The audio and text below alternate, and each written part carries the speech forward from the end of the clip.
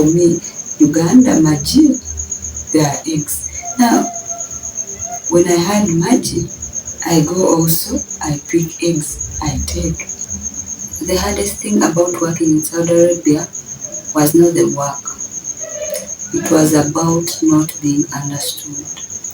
I thought I was prepared because by the time I went, I'd set my brain, I knew I was prepared, new country, new job, and all I have to do is work. But no one prepares you for what comes there, because during those trainings before you go, they don't conduct language lessons. Imagine needing help, but you don't know the words. Imagine being there and someone talking to you, but when you're not understanding any single word, you're just looking at the person confused. You cannot reply. You cannot interact. Now, from my case, first in my first house, we were two people owning that house, me and my madam. But what helped me is that she knew English, right? So we could do more communication in English than Arabic. But remember, now it will not be English route, right? Sometimes she throws in words in Arabic. But I went on picking one word slowly. But the first days were hell to me. Remember one time I was with her in the kitchen. She was a bit sick, she had issues, diabetes and all that. So she would not stand for long. Now when we are cooking, when she's cooking, we cook two people in the kitchen. Yes, me and her. She sits, so I cut the onions, tomatoes. Then she sends me, give me this, give me that, because she can't stand every time I pick the spices. So this time she sent me, give me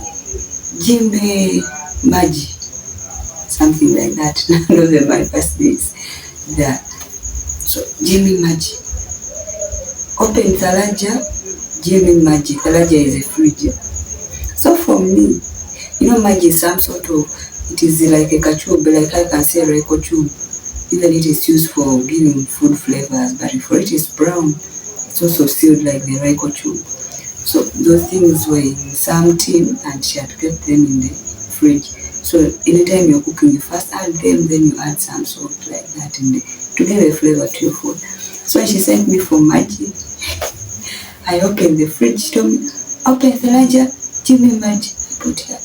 I go open the fridge. I pick eggs. For me, Uganda, Maji, there are eggs. Now, when I had Maji, I go also, I pick eggs, I take.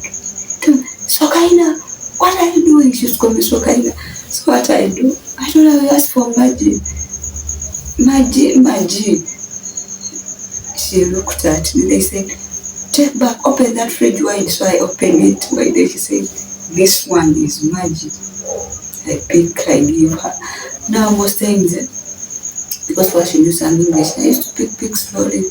Those Arabic words she could not make a full sentence in Arabic. Just sometimes putting in a few words, of course. Went on slowly. Sometimes she talks to you. You just look at her, not because you don't want to respond, but because you don't know what she's saying. Then she has to talk, then she realizes, maybe you've not understood. She changes to what? She changes and talks the whole statement in English. So sometimes it is a little bit annoying to the person who's communicating to them. I assume maybe you're just being stable, no rude to them, but in reality, when you're not understanding. So sometimes you could go visit. Her friends, some of her friends don't know any English. They talk in Arabic, I know nothing. You become quiet. Communication and talking becomes stressful. So you decide to be mute. You avoid conversations like being in the crowd. So you start looking for your own space, because when if you're with people, you won't interact. So the first days I was there, but I didn't feel like myself anymore, because how do you be in a place when you cannot express yourself? Then later on I realized, language is not all about words. Yes, language is about confidence, being yourself, your identity and your connection with people. So I put it off as like, now I cannot force myself to learn this language. If I don't be confident in myself, I will not communicate, or I'll be lonely forever. I decided to be confident.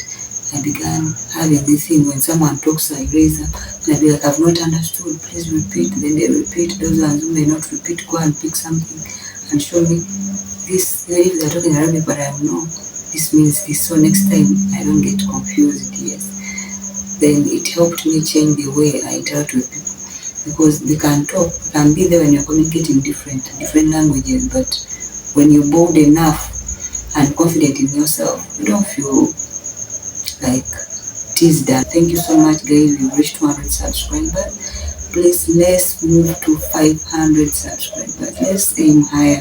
If you're watching this video and you've not subscribed, click on the subscription button. Don't forget to like. Don't forget to click on that bell so that you're notified whenever I upload any videos. Let's interact in the comment section. Bye.